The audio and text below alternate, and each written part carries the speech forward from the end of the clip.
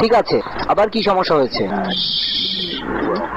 আরে কথা আস্তে আস্তে ক, শর্ট চলতেছে। আরে ওই চাঁদের দেশে মর্জিনা, এই ছবিতে মর্জিনা যা করছে, আরে কি কমো, যা হিট হইব না এই ছবিটা, বুঝলা?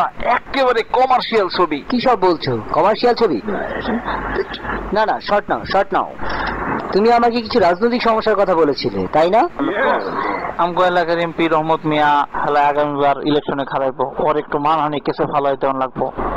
হালার পোলা একবার আমার একটা ছবিতে সেন্সর বোর্ডে আটকাই দিছিল, আমার বিরাট লস গেছে। এখন নতুন করে একখান পরিকল্পনা করছি, ওরে ভোলায় ভোলায় ফান্দে ফালামু, মর্জিনারে দিয়ে কাম করামু।